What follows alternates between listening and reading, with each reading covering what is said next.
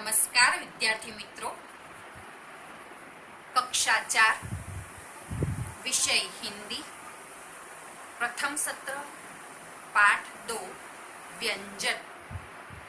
तो मेरे प्यारे विद्यार्थी मित्रों, हमने पाठ 1 में स्वर की समझ ली है, स्वर को समझा है, स्वर को पढ़ा है।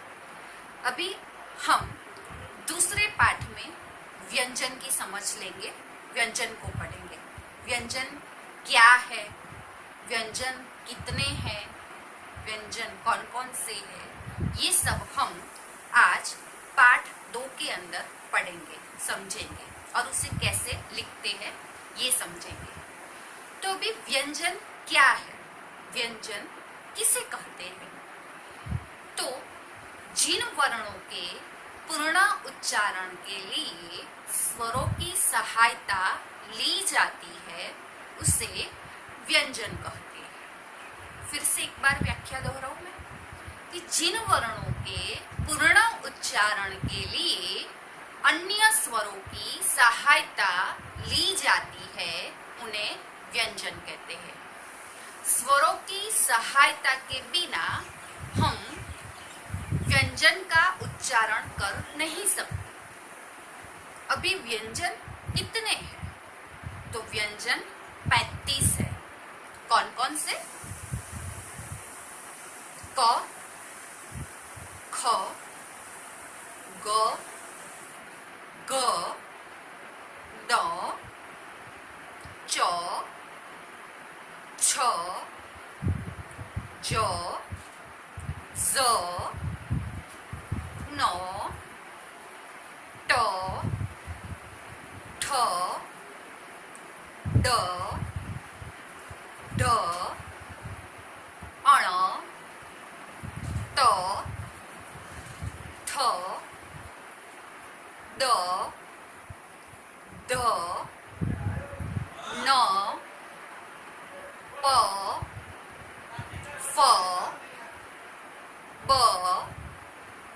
ब, म, य, र, ल, व, श, श, स, ह, क्ष, त्र, ञ, श्र। तो ये 35 व्यंजन है।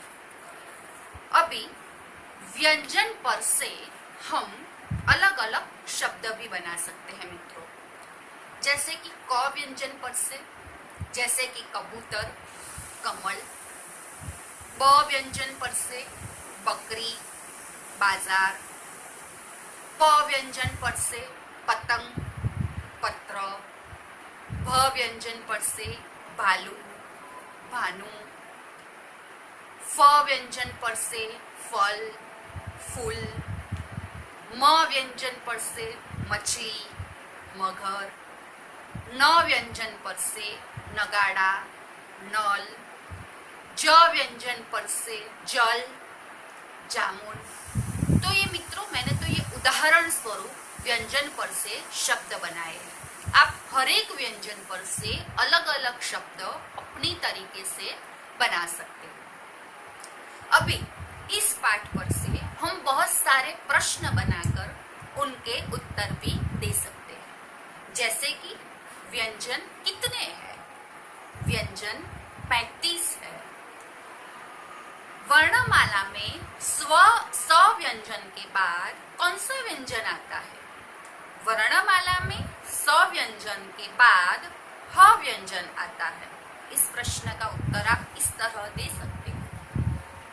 व्यंजन किसकी सहायता के बिना बोले ही नहीं जा सकते?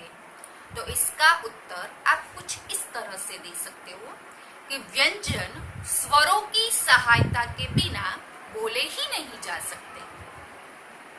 अभी आप ऐसे भी प्रश्न बना सकते हो, जैसे कि म व्यंजन पर से कौन से 2 शब्द बन सकते हैं? तो म व्यंजन पर से मछली, मगर ऐसे शब्द बन सकते हैं। प्रत्येक व्यंजन के उच्चारण में कौन सा स्वर मिला होता है? तो इसका जवाब इस तरह से है कि प्रत्येक व्यंजन के उच्चारण में अ स्वर मिला होता है। जैसे आप व्यंजन उच्चारण करोगे ऐसे आपको पता चलेगा, जैसे क, ख, ग, घ। तो देखो मित्रों, उच्चारण में जैसे हम बोलते हैं तो प्रत्येक व्यंजन के उच्चारण में अ का समावेश होता है, अ स्वर का समावेश होता है। तो मेरे प्यारे विद्यार्थी मित्रों, आज हमने ये पाठ में व्यंजन कितने हैं, व्यंजन क्या है, व्यंजन कौन कौन से हैं, उनके ऊपर से कैसे शब्द बना सकते हैं, ये सब हमने समझा, पढ़ा। तो मुझे आशा है कि आपने ये पाठ शांति से सुना है, समझा है। धन्यवाद।